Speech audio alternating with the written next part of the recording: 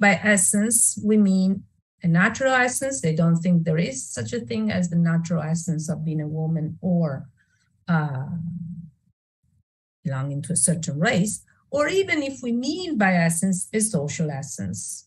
So a kind of social role that constitutes the social essence of being a woman or of being Black or of being Latino, etc.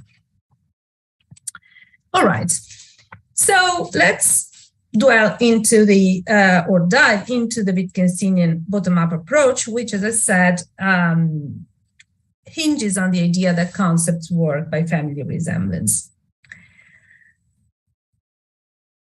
So the first thing to say is that, taking woman as our example, the meaning of woman isn't identified through a set of necessary and jointly sufficient conditions. Rather, there are certain individuals that are instances of the concept in question, and then other individuals are taken to fall under the concept if they share one or the other of the features of these original cases, but not necessarily either all features or a weighted majority of them. Family resemblance, therefore, is not like prototype theory. This is very important, and it's something that people often miss when they think about family resemblance. However useful the prototype theory is, and I will say more about its usefulness later on, because as we will see, it will help us explain typicality effects. And no matter whether their proponents, like Eleanor Roche in the 1970s, were inspired by the notion of family resemblance, they remain different ways of conceiving of meanings and concepts. As Friedrich Waismann explained the notion of family resemblance, borrowing Wittgenstein's example of game, quote, "It may be merely that every two games are connected by intermediate links." So look at these chains. These two links have nothing in common, but they are members of the same chain because they have something in common with this intermediate link, even though they have two different features in common with this intermediate link. This explains the relevance of intermediate links for Wittgenstein. Like the intermediate links in a chain connect separate links that do not touch each other in any point, intermediate instances of a concept C serve to unite instances that may have nothing in common between them, and they do so by means of having at least one feature in common with each of these separate instances, though not the same one. This is important for several reasons. First, it avoids the idea that one should count as a woman only if certain traits or clusters of properties are shared, and connectedly, that there would be individuals who would be more of a woman than others if they shared more of these traits or more of the heavyweight ones. This is indeed part of the mistake, I think, that Talia Becher makes when she rules out this account of concepts in terms of family resemblance, and because she thinks that poses problems for recognizing trans women as women, since they would not be sharing enough traits in common with, let's say, normal or regular or traditional, whatever you want, women, or biologically defined women. Thus, contrary to prototype theories of concepts, just like a penguin or a dolphin are no less of a bird or a mammal, even if they do not share heavyweight traits shared by more focal cases of birds and mammals, like flying and inhabiting the mainland. So trans women, for example, would be no less women, even if they cannot bear children, say, at least until some technological developments may one day allow for it, which is not entirely impossible, I think. Secondly, family resemblance clarifies in what sense concepts are open-ended, or as Waismann would have said, open textures. Since inclusion within a concept does not depend on sharing a set of predetermined features, new cases that share with one old member of the class a feature that they do not share with any other member of that class can be included within that class. Thus, one important aspect of family resemblance is that it allows for the extension of concepts to new cases in potentially unpredictable ways. Thirdly, family resemblance is not identical with vagueness. That is, the proposed account of woman does not depend on the fact that biologically there may be human beings that fall in between male and female, although there are, or have some biological features of both, such that the concept woman would not be a clear-cut one. There are such cases, but open-endedness is not vagueness. The point is rather that if the concept woman works by family resemblance, then the criteria, however subject to vagueness they might be for inclusion within the class of women, may expand over time to become more inclusive. Finally, with an analogy, the concept woman on this proposal is more like a space-time worm than like a three-dimensional individual. Hence, while evolving in time, it remains one. That is, no replacement of meaning or concept is affected simply by adding new criteria for membership within the concept. Hence, the situation is not like this, that we go from a first concept woman, woman one, defined as female human being, to a different concept, woman two, at a later time, which is a disjunction between female human being or human who has undergone sex change so as to have organs typical of a female woman.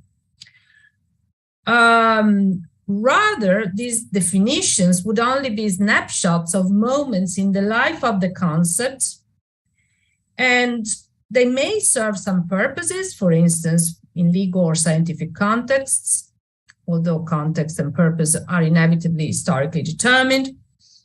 But the important thing is that we should not mistake the concept in its entirety, which is this space-time worm that evolves through time but remains the one like an individual. Think of yourselves. You are still one and the same individual, even if you have lost many of your properties as a baby and have acquired new ones as adult human beings. Similarly, for the concept woman, under this understanding of the concept itself, it remains one even if it varies through time. Now, conceptual continuity and change are a problem for the Carnapian approach because the Carnapian approach, as we saw, goes by definitions. Thus, as soon as we change the set of necessary and sufficient conditions for being a woman, so we move from woman one to woman two, these different sets of necessary and sufficient conditions, we are thereby immediately changing the meaning of the word or the concept under investigation. So if a woman isn't subordinate or lives in a society in which she's not thought of as having to subordinate to men, she's not a woman in Aslanger's sense, nor is she one if she lacks all the physical features presumed to be evidence of females' biological role in reproduction. And this entails, for instance, that a trans woman would not be a woman in this, on the Carnapian understanding. For a Whitcanzinian, the problem of meaning continuity through change, as we may call it, seems to be easier to handle because, to repeat, there won't be a change of concept in the sense of a replacement of the original concept woman with a new one by allowing some more individuals to fall under it which were not initially considered part of its extension. Rather, that very concept will simply be extended to new cases.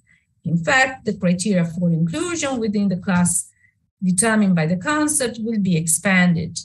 In that sense, the very same concept would be changed, just like an individual thought of as a spatial temporal worm can change its properties while remaining one and the same, as we mentioned a moment ago.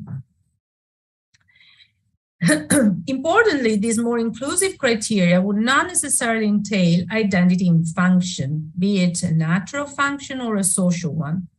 This is an interesting aspect of the Whitcanzinian approach, which is worth stressing in this connection, because as we have seen, the Carnapian approach can easily be accused of changing the topic by substituting certain definitions of contested terms with different ones. And then the question would be how changing from a concept woman, in fact, woman one, to a different concept woman, woman two, could ever be taken as ameliorating the initial concept. At most, it would count as a salutary replacement of the initial concept. On the Wittgensteinian approach, in contrast, we could still have the same concept woman and yet ameliorate it, in the sense that, for instance, we would be expanding it to new cases, such as transgender women. And we would be doing so while keeping the same concept. Simply new cases that were not initially considered to fall under that concept would now be considered to be included under it. So the Wittgensteinian approach not only makes perfect sense of the idea of ameliorating our existing concept instead of simply replacing it, but is also politically apt. For activists in favor of considering trans women women are fighting for including the former into that very concept. They are not asking to consider trans women women in a different sense. Likewise, for all those political battles that go by certain slogans like adopted children are children, they are no different from the children that are born from their parents. Love is love, that is love between people, for instance, of the same sexes, and just like love in the heterosexual domain. Or battles in favor of same-sex marriage, where spouses want to be considered husband or wife in the same sense as husbands and wives in heterosexual marriages. All right. Notice that on this project, amelioration does not happen by having a schoolmaster, a theorist, a philosopher, concoct a new meaning for our old words, the words that we use in our, everyday exchanges, or by invoking some kind of conceptual replacement. Rather, the Wittgensteinian bottom-up approach would enjoin us to fight on the rough ground of serious politics, as Naomi Shemin, who is a well-known Wittgensteinian feminist philosopher, would say. So we need to change things in our society and therefore shift the ground from which our concept arise to bring about those changes, even at the conceptual level, that we are hoping for. And I think that this is not only how, in fact, we have the better hopes of really ameliorate our society, but it's also how things should happen, because it's the democratic and non-paternalistic way of bringing about change that is really changing things from the bottom in practice, in the way in which the society behaves, so that then that gets reflected in our concepts. And no one can, there is this idea that sometimes intellectuals should lead society towards a better destiny. I honestly don't think we have this guiding role, certainly not nowadays, when I'm sure that in most Western societies, philosophers at least, are not considered to be leading figures. Probably scientists would be in a better position than philosophers nowadays, but even so, it's actually for society to change, and then that would be reflected also in the concepts that we as philosophers of language, mind, and epistemology reflect on. Okay, so the final aim is not to bring about a day when there won't be any women in a Slanger sense, but only females, as she puts it, but rather, on this Wittgensteinian bottom-up approach, the final aim is to bring about the day when we would have more and happier women. That is, more women that are not subordinated, and yet also women that may not share all the biological traits of female humans. And perhaps this approach is indeed open to further changes in the future. So we should not just focus on the past, on our historical past, or indeed on our historical present, but we could also start thinking about our future, particularly with the rise of artificial intelligence. I don't think it's miles away from us the possibility of having to extend the notions of the concepts of woman and man to non-biological creatures, for instance. It's not too far off away. But we'll see. I mean, we'll see how history develops, or you'll see it. Maybe I won't have time to see it, and you'll tell me then. All right. Okay, so let's move on to another set of issues, which have to do with the way in which the concept woman would have to be individuated in externalist or internalist ways, and the idea of objectivity of concepts under this approach. Because one might say, look, this is not in keeping with any externalist approach to concepts, and it makes it for a non-objective account of concepts. We'll see. As previously noted, there is a common element to the Carnapian and the Whitcanzinian approach, which is their anti-essentialism, if by essence we mean a natural essence. Thus, both the Wittgensteinian and the Carnapian approach do not take the term woman to pick out a natural biological essence that all and only individuals falling under that concept should allegedly share.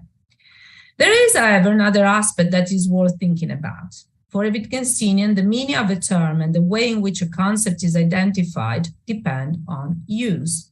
And we have seen that for a Wittgensteinian, a concept or a word can be used to cover new cases that do not share all and only the properties of the elements initially falling under it, without necessarily bringing about a replacement of the relevant concept. However, since use ain't in the head, let alone in the head of individual speakers, and since for Wittgenstein the very idea of a private language is not just false, but altogether incoherent, as it argues in the Philosophical Investigations, the proposed account of woman, concept woman, would count as externalist. What would be quite alien to this kind of externalism is what I call, and others also call, the Mysterian aspect of some externalist positions, whereby even the whole community of speakers may not know the real meaning of a given term like woman or what the term woman refers to. If such a consequence of some externalist positions is acceptable when we are dealing with natural kind terms like water, that may refer to XYZ in a different possible word, or other tiger or whatever, other natural kind terms like this, it becomes less and less palatable when social terms like woman, black, Latino, etc. are concerned. In an interesting passage, as Langer writes, you have the quote here on the slide so you can follow it quite easily. Externalism is an option whenever there are relatively objective types. The notion of objective type needed is not too mysterious. A set of objects is more an objective type by virtue of the degree of unity among its members beyond a random or gerrymandered set. We might account for unity in various ways, but a familiar way, I'll assume for current purposes, is in terms of degrees of similarity. The similarity in question need not be a measure of intrinsic similarity, that is, things can be similar by virtue of their relations, perhaps to us they stand in. She also writes, objective type externalism, terms or concepts pick out an objective type, whether or not we can state conditions for membership in this type by virtue of the fact that their meaning is determined by extension of paradigms or other means of reference fixing, together with an implicit extension to things of the same type as the paradigms. And then she adds, we should not assume that objectivity is only found in the natural world. There are objective types in every realm, social, psychological, political, mathematical, and so on. Now, what is interesting in this passage is not only that a Wittgensteinian conception of meaning could count as externalist, but all because meanings aren't in the head, use is not in the head of any specific speaker, but also that even though family resemblance is not a prototype theory of concepts, there would be members falling into the category that will share more than one feature between them. Those would be, I take it, what Langer calls the paradigms. Thus, for instance, we typically point to, say, a dog or a cat when we want to exhibit a paradigmatic case of mammal, and not to a dolphin or a whale. Similarly, we point to a robin and not to a penguin when we want to ostensibly define the term bird. Clearly, there is nothing in the Whitcanzinian conception that forbids us from doing that. What is interesting, and it has been notoriously used in psychology by Eleanor Roche and their lab, is the idea that while there may be paradigmatic cases of mammal, bird, and, as we may add, woman, we can and do extend the corresponding terms also to other cases that may be further removed from the paradigmatic ones. When tested, subjects would typically show longer reaction times in categorizing these elements that are removed from paradigmatic instances of the relevant concepts. Therefore, there is a perfectly acceptable and testable explanation of why we cognitively operate as we do. That is, for instance, by being more hesitant to categorize a trans woman as woman. Such an explanation clearly shows the relevance to our cognitive performance of paradigmatic cases, with the attendant difficulty of recognizing new and somewhat different elements as falling under a given concept. Yet paradigms are context sensitive and can change over time, precisely in virtue of the open-endedness of our concepts, as predicted by the family resemblance approach. Thus, political activism should work towards having fewer and fewer women in a position of subordination within society. By so doing, also the prototype associated with the term woman would change. Similarly, as more trans women are categorized as women and people are exposed to that use of the term, the prototype associated with woman will change too, like the prototype of beautiful woman has changed from, let's say, 17th century European art to present days. Now, from a theoretical point of view, this teaches us that prototypes and paradigms, while certainly cognitively relevant, aren't identical to concepts. Concepts are normative entities that determine when it is correct or incorrect to consider an individual as an element of a class, irrespective of whether it fits the prototype associated with it. So, let's say a dolphin is no less a mammal than a cat, even if the cat is more like the paradigm or stereotype of mammal than the dolphin. Prototypes, in contrast, are mental representations that explain how de facto we operate from a cognitive point of view when engaged in certain specific tasks, like quickly recognizing elements belonging to a certain class, or when we must make quick and non-reflective choices or inferences.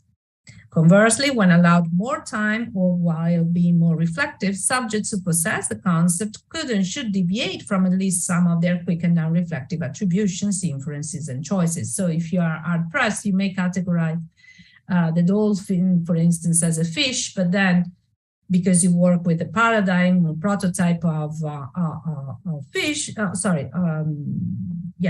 fish, to which the dolphin is similar.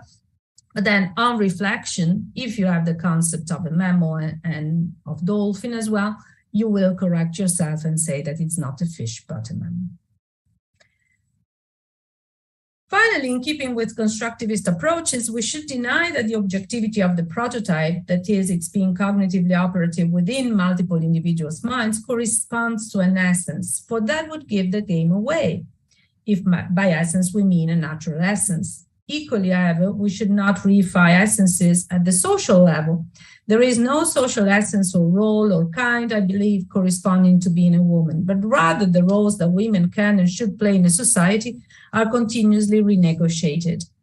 Feminists have been vocal in advocating for this kind of change, yet, in a sense, this would be strictly impossible if women were taken to share social essence.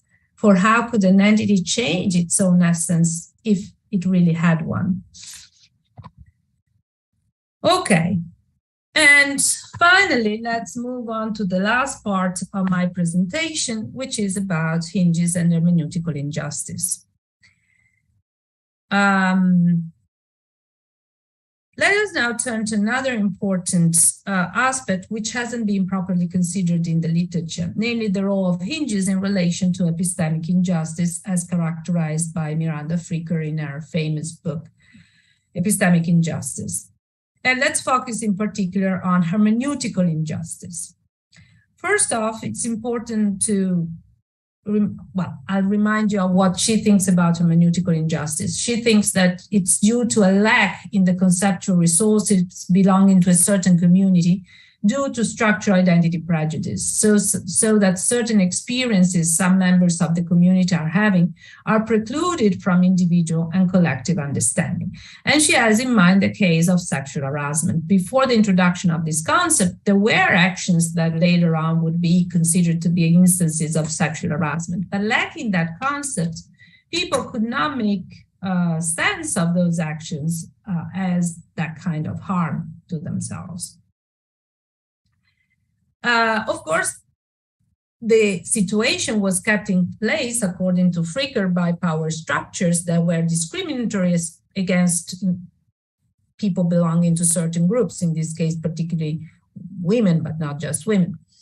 But what I want to say, and I've argued for that elsewhere, is that there is another way in which hermeneutical injustice may arise, not just when there is a lack in conceptual resources belonging to a certain community due to identity prejudice, but when in a society, available in a society, there are faulty conceptual resources that are kept in place due to some form of identity prejudice against members of a certain group. And as I said in a different paper, so I'm not going to go into the details here, I've looked at the development of the concept of hysteria. Now, by definition, hysteria comes from the ancient Greek word for uterus. So it was thought of being a kind of disease that only women could have by definition, because only female humans, on that understanding, of course, a woman would could have it. It's quite clear, however, that even when it was understood that it didn't pick out any real disease, and only in the 1980s, the concept of hysteria was removed from the DSM because it was recognized that it wasn't picking out that disease, any kind of disease, it was kept in place for millennia due to power structures that wanted to, in some sense, discriminate against women. So my claim in that other paper on which I'm drawing here is that hermeneutical injustice may arise not only when there is a lack in conceptual resources due to identity prejudice, but also when there are these faulty conceptual resources kept in place due to identity prejudice. So we can think of and re-engineer the very concept of hermeneutical injustice to include both these options, the lack and the faulty and the presence of faulty conceptual resources due to identity prejudice.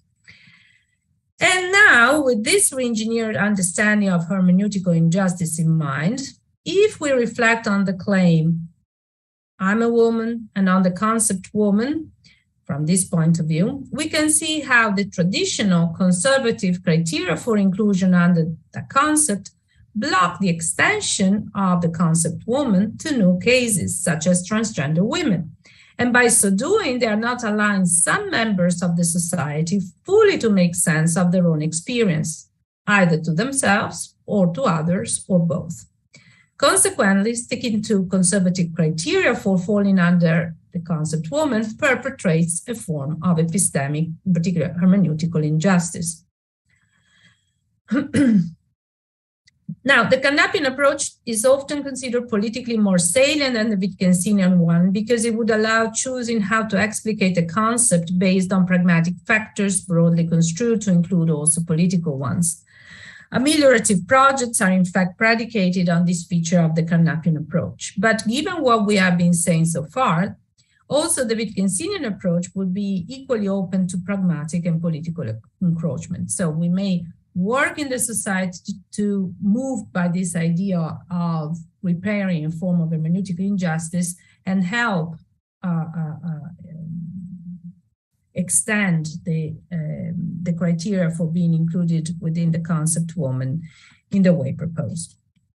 Now, let's see how hinges come into this picture. It is important to that end to keep in mind that hinges have mostly two roles. First, they can be norms of evidential significance. That is, they need to stay put for certain kinds of evidence to be brought to bear onto the semantic assessment of ordinary empirical propositions. Okay, so we need, for instance, to take it for granted that there are physical objects if we want to take our mind-dependent perceptual evidence to bear onto the truth of there is a computer in front of me. Second, they often work as meaning-constitutive norms, often embodied in judgments which serve as paradigmatic instances of correct applications of a given term. So I may say, oh, I can ostensibly define hand by pointing to this hand, and therefore the hand here needs to be there for the ostensive definition to go through. Or else I can judge, here's my hand, and the agreement on that judgment guarantees that the meaning associated with the term hand is the one that we take it to be and shared in the community, by the community. Now, we can interpret discussions and political battles concerning the concept or the term woman as cases in which there is a conflict between hinges that would then impinge on what would count as a paradigmatically correct application of that concept, as well as on what counts as evidence for being considered a woman. I will skip here a section of the paper in which I go through some historical remarks. Interestingly, in Uncertainty, Wittgenstein considers as a hinge, I'm a man. And, in the paper or in the longer version of this presentation, I elaborate on that. So it's something that you'll find discussed in some sense already in Uncertainty itself. I will skip that. But the important point here is that armed with this idea, we can now look at current debates about the extension of the term woman or the concept woman to transgender women, and or about non-binary identities in which the self-identification allows to bring the kind of evidence that one gives in terms of self-identification to bear onto the determination of whether one is a woman or a man. So armed with this idea, we can now look at current debates about the extension of women to transgender women or about non-binary identities as debates about renegotiating the hinges, that is, the rules of evidential significance that will have to be operative when we want to answer the previous questions. Am I a man? Am I a woman? Is S a man or a woman? Connectedly, such a hinge disagreement, as we may call it, will involve which judgments would count as paradigmatically correct applications of the concept. That is just, As the transcendental hinge, there is an external word, as I said before, needs to stay put for sensory evidence to be taken to bear onto the semantic evaluation of, I have a computer in front of me. Similarly, the de facto hinge, gender is solely determined by biological factors as manifested at birth, needs to stay put for the observation of genitalia, say, to count towards the determination of whether a person or baby is a boy or a girl, or a person is a man or a woman, while excluding different kind of evidence, like one's self-identification, as bearing onto such a determination.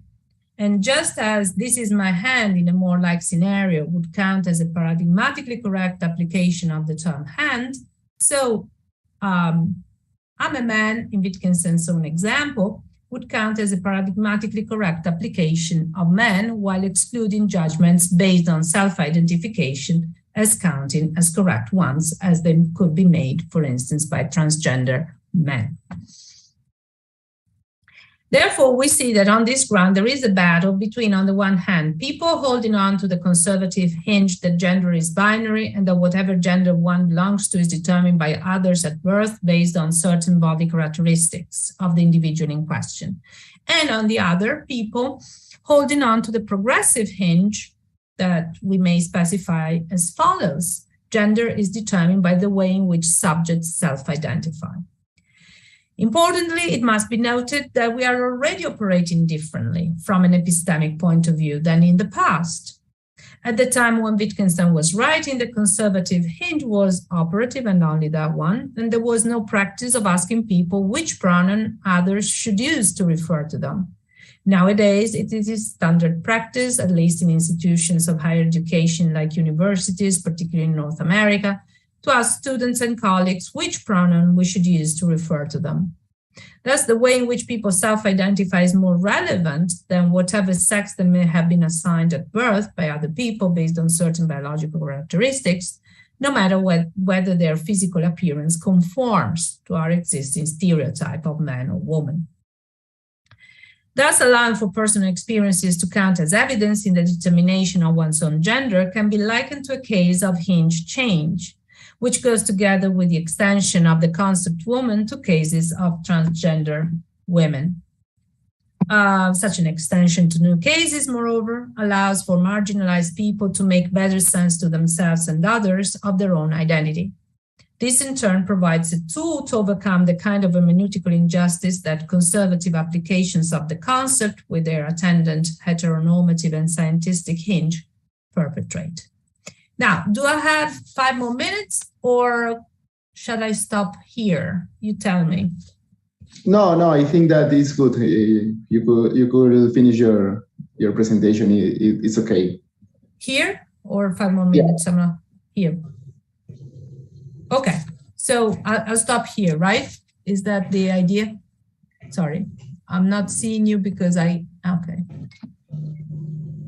Okay, so I think there's enough here for having a quite productive conversation. So I'll stop. The final section would have been on the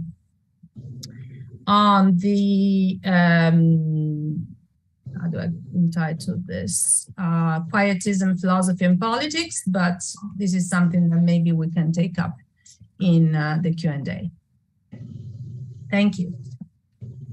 Okay, thank you so much. Can you hear me good? Sorry? Yes, okay, yes, I can hear you. Okay, thank you so much. It was very fruitful and very interesting speak. And okay, well then we pass to a questioning session. So if someone has a question, I think that you can raise your hand or write the question in the chat, and I could read that. I don't know if someone has a question in this moment. So I'll give you a couple of minutes. I'm going to take a glass of water because I'm quite thirsty, so that people can organize their thoughts. I'll be back in a minute, no more than a minute. Thanks. Okay, yeah, it's good.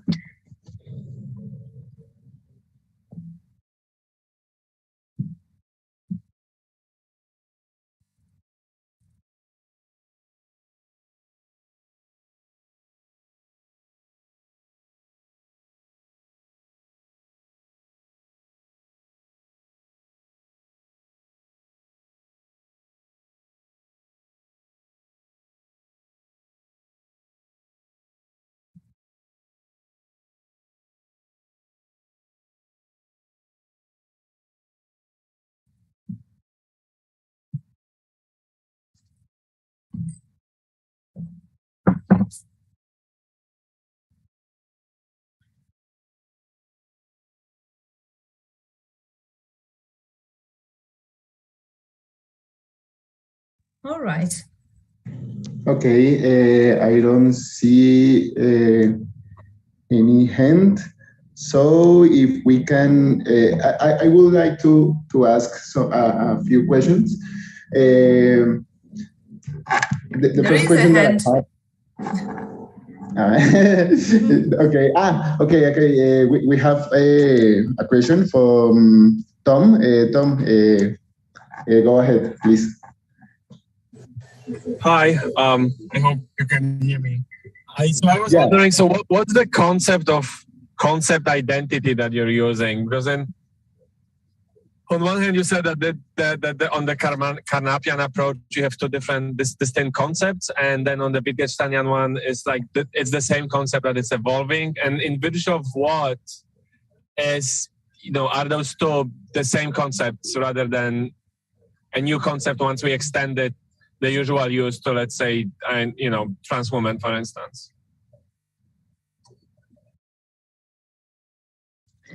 Thanks. Obviously, the point is not identity in the definitions, because that is changing and evolving through time. So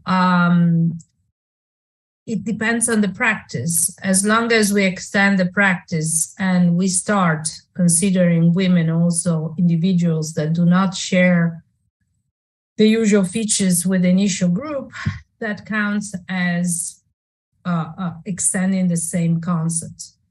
Of course, in other cases, or at some points in history, this is not something that we can predict a priori sitting in the armchair. We may decide to split the concept into, or to initiate a new concept. But again, it's the actual development and practice that decide the issue, rather than anything that can be stated a priori. Thank you. Okay, so we have no more question, but I have a pair of questions. The first question that I want to that I have is in which sense do you think that talk about identity is talk about essence? Is the same thing to talk about that identity and essence, or do you think that is in some sense different? This is my first question. The second question that I have is about this branch of feminist women that are anti-trans, and what do you think about this kind of feminists anti-trans? The third question that I have is that if you think, for example, I see that the very different groups of feminists and gay people have flags, and I don't know if this kind of flags is a certain kind of essentialist. Do you think that have a flag is a kind of essentialist? And I think that for the moment it's with this question. Thanks. Thank you. All right, so 3 questions. Regarding the last one, I'm not sure. You mean flag like a flag? I'm not particular. A symbol, something like a. Yeah. Okay. Yeah, for example, I see that this symbol is the representation of a community and the sense of community between people, but I don't know if this would be a kind of essentialist thing. What do you think about that? What do I think? I think, first of all, that this is connected to your first question. I don't think there is an essence in that case, if we mean by that a natural essence, nor is there a social essence.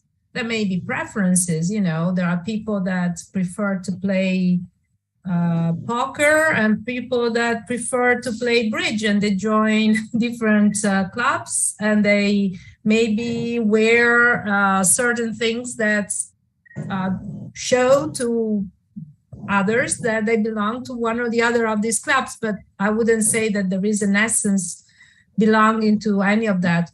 And similarly, in the case of the various sexual preferences that people may have, of course, they can join a club in which they feel more at home, but this is not by itself a sign of sharing an essence, biological or social or of any other nature. It's showing a preference, as we say, a sexual preference, which is totally fine. The other thing regarding what I think about those feminists that are against trans women or against considering trans women women, I think personally quite clearly that they are perpetrating a form of hermeneutical injustice.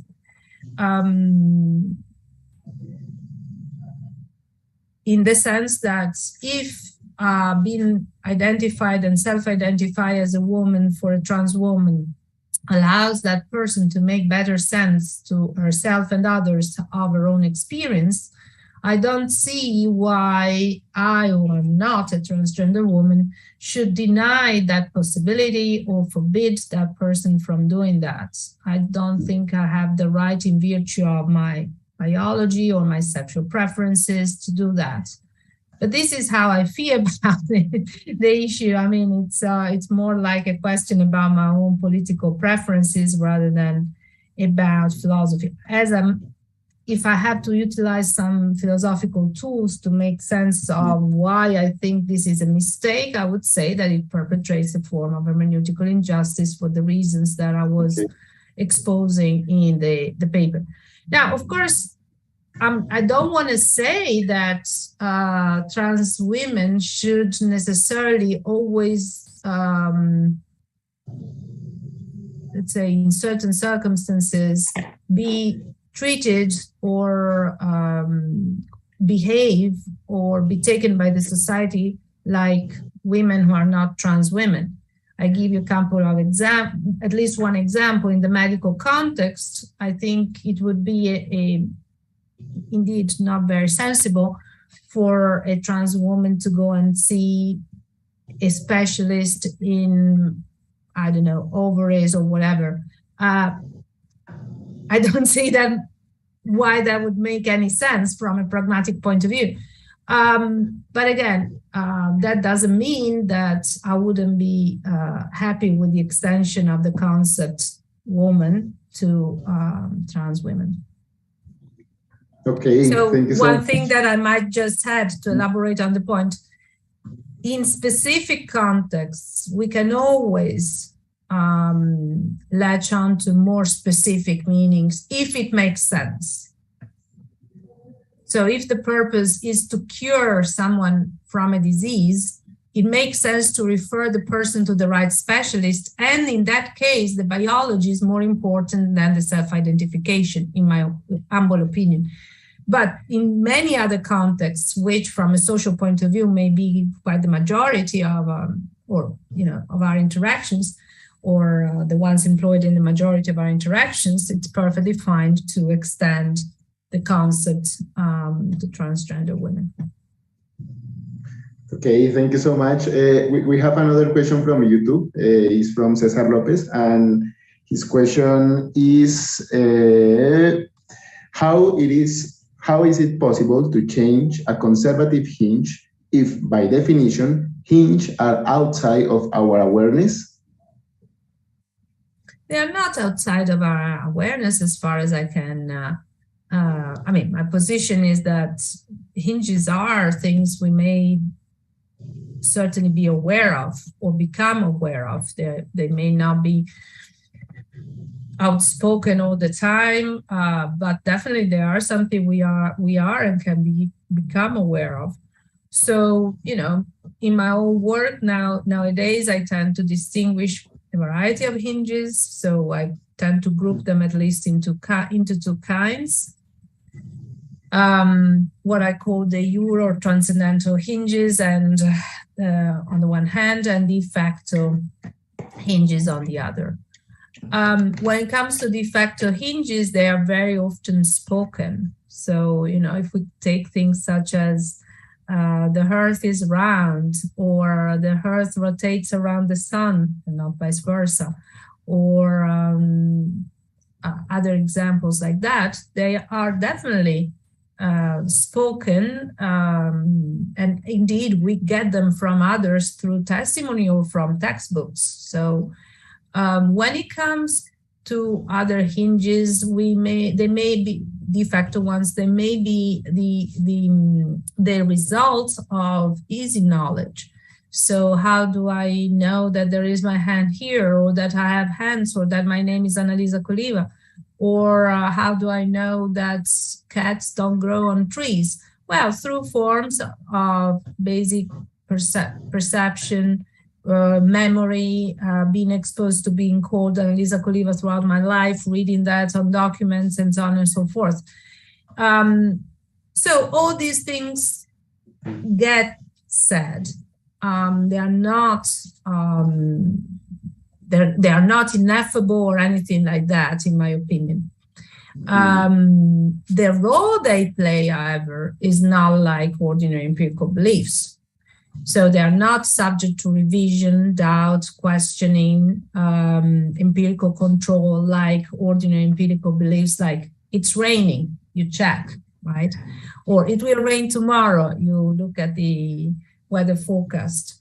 Or in 1983, there was a terrible hurricane in the Philippines. You go and check the records. So they play a different role, but they are very often the result of easy knowledge, and they definitely get said, spoken, reflected upon. When it comes to de jure hinges or transcendental hinges, like there are physical objects, our sense organs work mostly reliably, and many others that I'm not going to mention here in the interest of time, then I think that it's more likely that we do not speak them.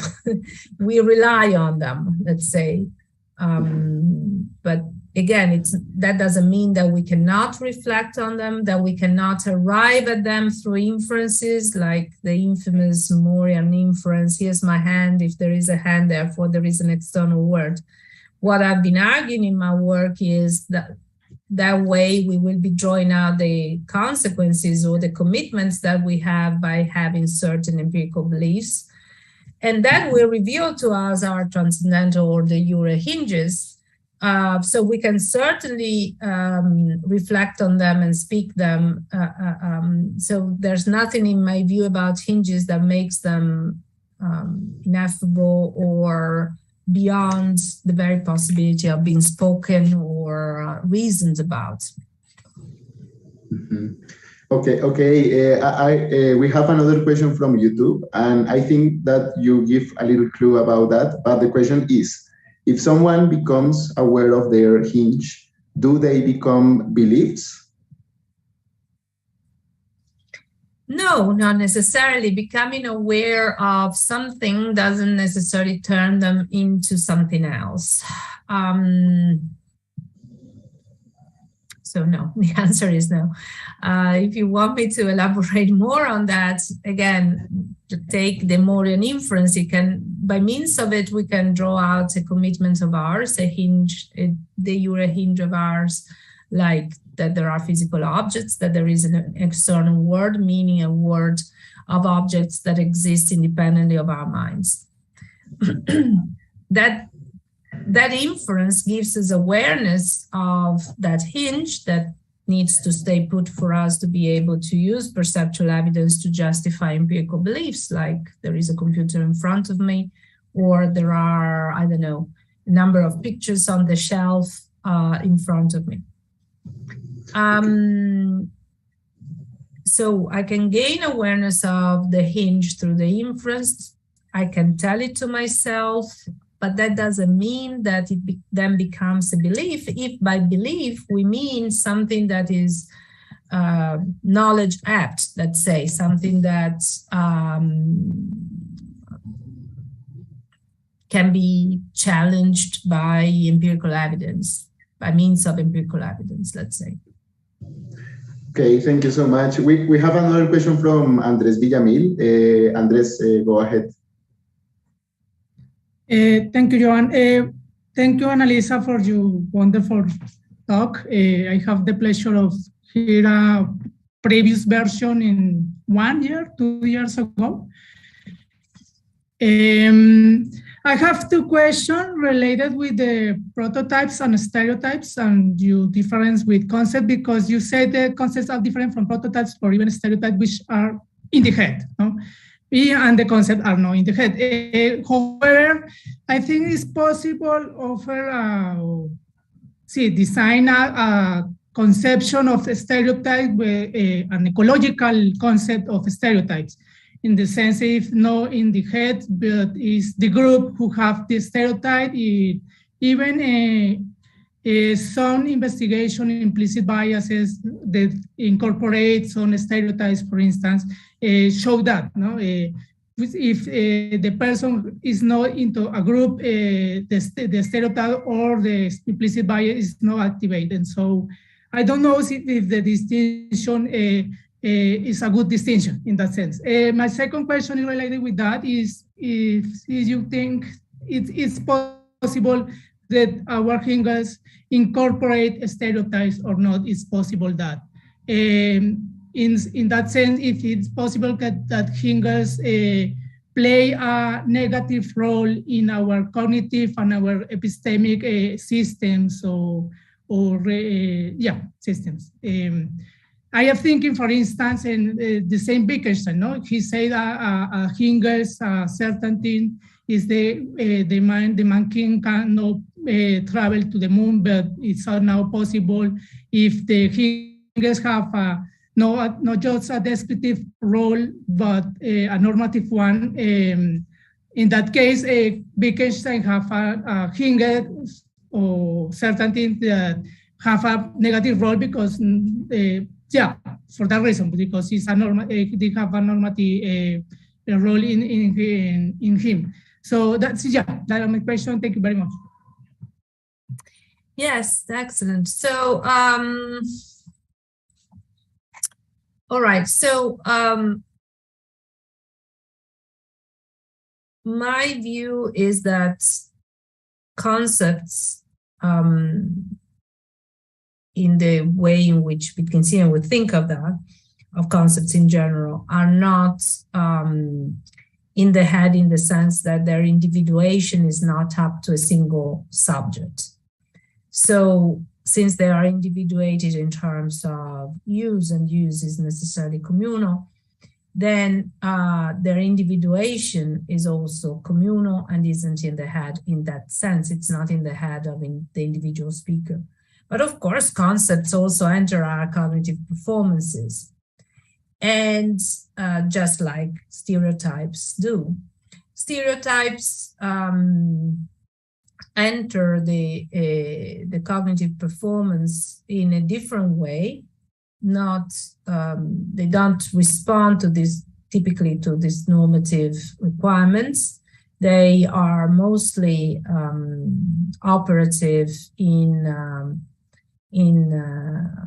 quick and cognitive performances, and they're very useful at that. I mean, if you see a large beast approach, you better work on the stereotype that large beasts may be dangerous and flee. You know, it's perfectly fine. The idea is that concepts, being normative entities, are more operative when we are attending to different cognitive tasks in which we are more reflective and in which we can actually deem our fast judgments based on stereotypes as incorrect. And this is indeed the way in which, Eleanor Roche in their lab were testing subjects when they were trying to establish this prototype theory. So they noticed that subjects would be quicker in recognizing, let's say, parrots and I don't know, eagles as birds, than recognizing penguins as birds, because penguins don't fly. Now, what I claimed in the paper, and I would still stick by it, is that if you have the concept of a penguin, you would be able to say, at least reflectively, that it is a bird. So even though your quick and fast judgment or recognition performance may be driven by the prototype, and so you may be slower in recognizing the penguin as a bird, or indeed not recognize it as a bird immediately, you should correct your performance once you reflect on it. So concepts are also in the head in that sense, but they are not individuated merely by traits that are salient to individual speakers. And they have this normative function that prototypes and stereotypes do not have. Now, you were actually saying something different, namely that stereotypes may be shared by a community. And I think that's perfectly fine. That's perfectly true, as a matter of fact. You know, if you belong to a certain community that lives in a certain part of the world, then your prototypical, I don't know, bird may be a certain species of bird, which for someone living, for you, I mean, not just you, individual person, but for people in that community may be that kind of bird. Whereas for people living in a different part of the world, the stereotype or prototype of bird may be totally different because they are exposed to different kinds of bird. So yes, prototypes also may be socially shared and they can and indeed often are contextually dependent. So they are not always the same. So that was part of the question. You were also mentioning the possibility of stereotypes or prototypes to play a hinge kind of role. Was that the second part of the question, particularly in negative? Yeah. If it's possible that hinges incorporate stereotypes or prototypes in, incorporated. Yeah. Yes, it's definitely possible for hinges to be negative in some sense. Perfect, because that is my investigation in doctorate. yeah. It's not that hinges are always good, as it were. The point is not, let's try to put it this way. It's a subtle issue here. I think that the hinges are those norms that they put, particularly in the social context, and allow certain kinds of evidence to be brought to bear on the determination of certain questions of certain issues. So suppose the question is that person in front of me a woman or a man? If we abide by a certain kind of conservative hinge, which goes together with the stereotype of woman as female human with particular traits that can be taken as showing a certain role in reproduction, then we are not allowing, for instance, self-identification to play a role in the determination of the answer to the original question, right? And we are taking only that appearance, which is a sign of a certain biology and biological role in reproduction, to be relevant to the determination of the answer to the initial question. So definitely hinges can embody prejudice. The case of nobody has ever been on the moon is slightly different, I think. So we shouldn't necessarily consider this, the two cases on a par. That was due to technological and scientific development. Nobody had been on the moon, so it was perfectly reasonable to think that nobody had been on the moon at the time. And indeed, it would have been reasonable to think that someone who would have denied that would have been somewhat deluded or confused. However, what happens in this kind of diachronic change of hinges is that certain propositions that may be hinges that even for long amounts of time, like nobody's ever been on the moon, may at some point in history be demoted from their role of hinges and start being again empirical propositions subject to verification, epistemic control, etc.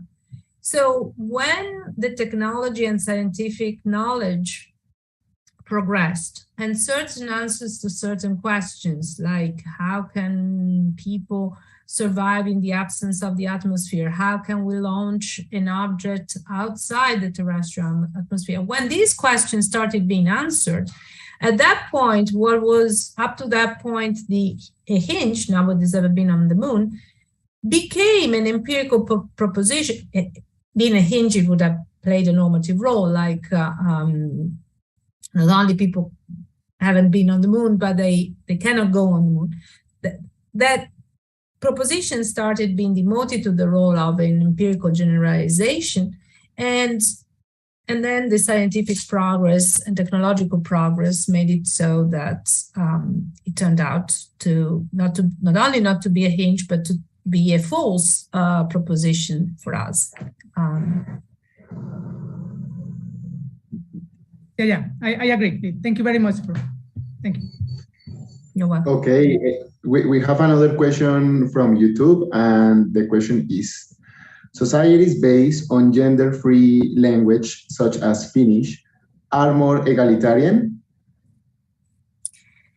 Well, this would deserve an empirical investigation, and I'm afraid I'm not a sociolinguist, nor am I a sociologist, let alone know what happens in Finnish and Finland. But I would expect it to be so that,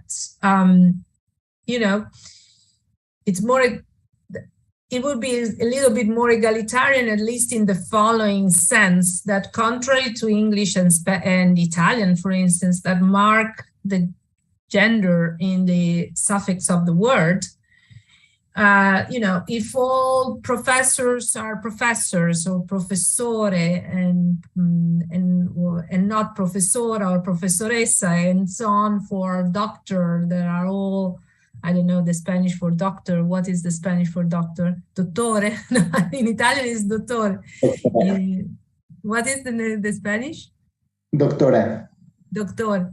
And there are no doctora or doctoras and so on and so forth. Clearly, certain roles in the society would be, people would expect those roles to be fulfilled mostly by men, let's say. Now, this is just at the level of expectations and stereotype, okay? It doesn't cut, I think, deeper than that when these changes in language are advocated. Yet stereotypes are important because, as we saw, they guide a lot of our cognitive performances. And in some cases, they may even become rules of evidential significance, and in that case become hinges and therefore impede certain progress. So, if a person is a woman, you can't possibly be a doctor, you can't possibly be able to cure me because you don't correspond to the prototype or the stereotype. But of course, it's not enough to change the prototype or the stereotype through language to change the mentality. It's one little element that might help, at least at the level of the stereotype. What really matters is to change the society and to have more women that fulfill these roles in the society and therefore bring about the change also at the level of the stereotype at a deeper level. There was a moment a few years ago when there were these shirts with written on them, "I'm a philosopher," and some women philosophers were wearing them. I take it that the function of that action was to say, look, even if I don't correspond to the stereotype or prototype of a philosopher who's obviously a man with a beard and so on and so forth, I'm still a philosopher. So it was the idea of, I guess, trying to change or challenge the stereotype. Okay, thank you so much. I will give the word to Jevi that has a question. Jevi, please. Thanks. Yeah, hello. Thank you, Johan. Hello, Andres. Hello, Annalisa. Okay, so I have a question, and this is regard. Hello. I think that this is interesting in terms of Wittgenstein epistemology. I mean, I will use what was discussed here, but I think that this is mostly interesting in purely epistemological terms, maybe. But let's see. Okay, this is my question. What I think that according to what Wittgenstein says in Uncertainty, evidence for the truth of P is only possible while engaged in a practice that provides a publicly available criterion for doubting P. For example, one can only give a reason to prove the truth that one has a hand at a certain moment in time where it is pragmatically and communally fixed a set of rules that defines what is to make a mistake about P or to be right about P. At least this is an interpretation of uncertainty. Now, you talk a lot about giving evidence of being a man or a woman and about the hinges that are the rules of evidential significance for such questions. Mm-hmm. At one point, historically, this was based on the criterion of looking at the genitalia, right? Considering this, one can imagine a circumstance in which one doesn't have a proper look of the baby, and then one can ask, is it a boy or a girl? And then decide this on the basis of looking at the genitalia of the baby. Now that the criterion has changed, as you said, and the basis is now self-identification, I wonder how can one imagine a circumstance in which one is making a mistake about oneself being a man or a woman. I understand that the criterion from a third-person perspective will be that the observed subject identifies as either a man or a woman, so that will be the criterion of correctness. But how is this possible in the first-person perspective? That is, how can one have self-knowledge regarding one being a man or a woman? Is it even possible? Is it possible at all to talk about it? This is my question. I think it's a difficult question when it comes to self-identification. Honestly, I cannot use, as it were, my first personal experience as a guide to answer your question.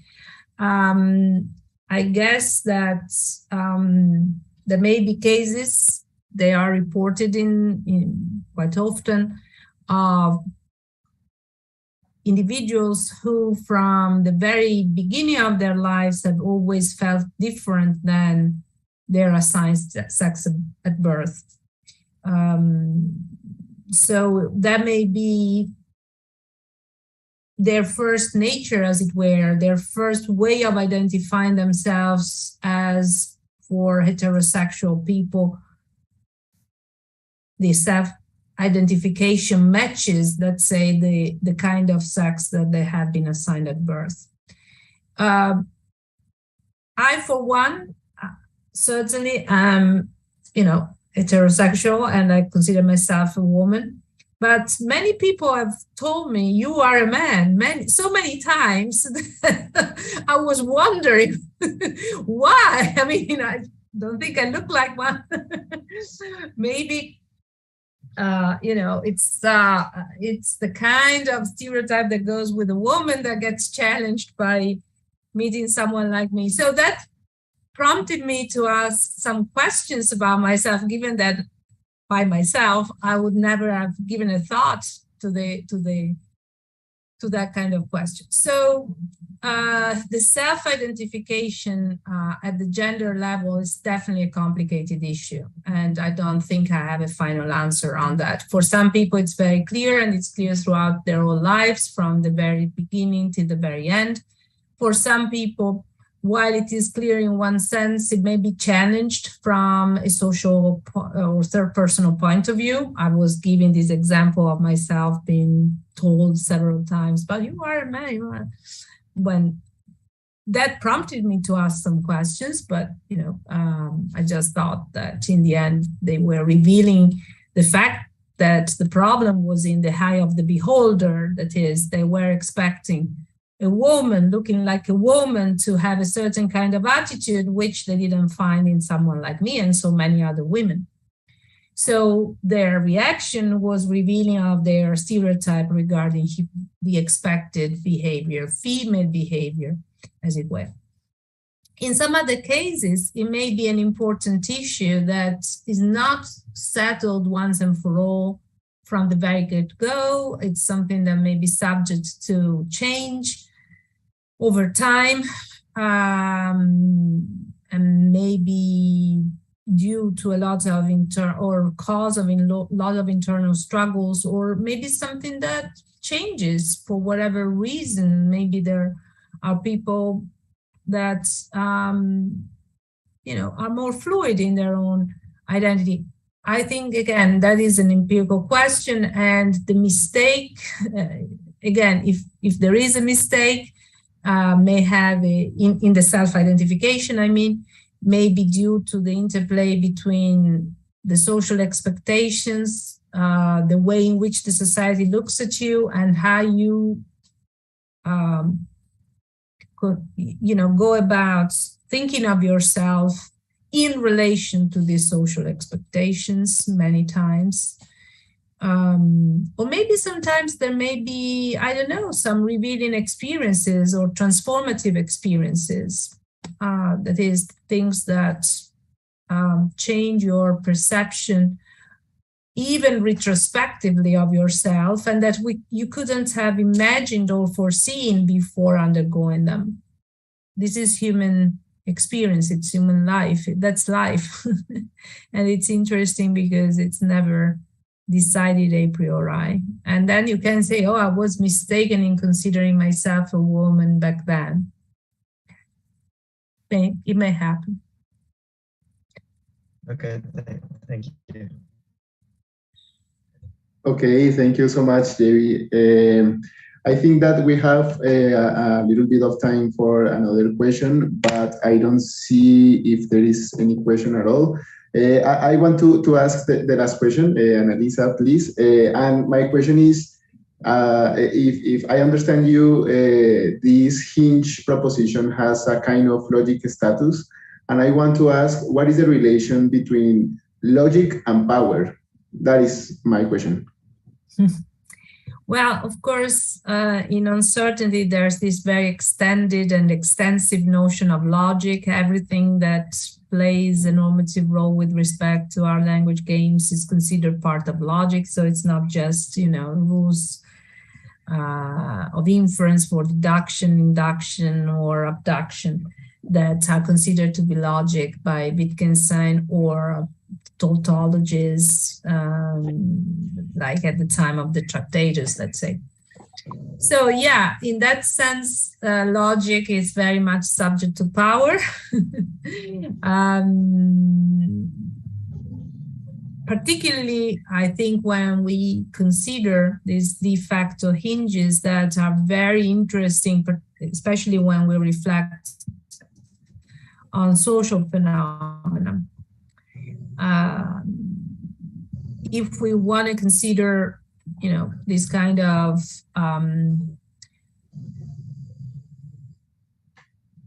battles that take place historically in the light of hinge epistemology, and therefore we utilize as a tool to describe what's going on, the idea that there is a kind of battle between conservative and progressive hinges, then of course power plays an important role. And that's why I'm saying that the best way to bring about change is actually to make it so that the society evolves in such a way that the stakeholders, which is a terrible term, or the people moved by certain considerations. So I'm not a trans woman, but clearly I favor the extension of the term to trans women for the reasons having to do with the avoiding hermeneutical injustice, that at the very least hermeneutical injustice, but also social moral injustice that I mentioned in the talk. So if you use this apparatus to describe what is going on, clearly hinges are partly kept in place by power structures that inform our practices, and likewise can be changed deeply only if the power structures themselves change. And it is my, philosophy of history, to put it very emphatically, that the best way to bring about these changes is not by having a schoolmaster, a dictator, or even an intellectual that imposes that from above, but rather to go bottom up and have these changes happen in our society. But definitely there are power struggles that determine then what hinges are, at that level at least, are kept in place. Again, it's important to distinguish between hinges if we want to make use of these tools to describe the situation. I don't think the same is true with nobody has ever been on the moon. Of course, if you espouse the relativistic view of hinges that was the dominant reading of Hinges and Wittgenstein's uncertainty till the years 2000, let's say, you would get a very Rortian picture of what is going on, even when hinges like nobody's ever been on the moon, the earth rotates around the sun, are, or vice versa, are changed. So for Rorty, for instance, in the passage from the geocentric to the heliocentric system, there was only power at play. It was not empirical evidence that decided the issue. I don't agree on that, even though it must be we must reckon with the fact that the evidence available back then, at the time when Galileo and Bellarmine were fighting over this issue, had also important political elements, but it's not just, and it was not just a political fight.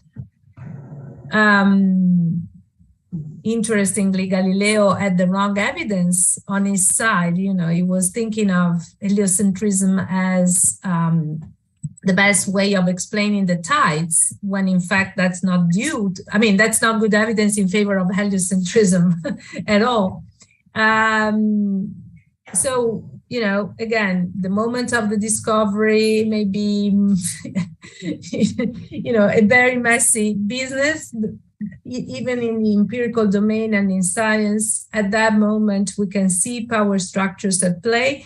But typically in the scientific domain, then evidence piles up in favor of one theory over the other, in a way in which I think it's difficult to imagine what kind of empirical evidence is going to decide the issue of whether we should abide by the conservative hinge regarding women or being a woman, or the progressive one.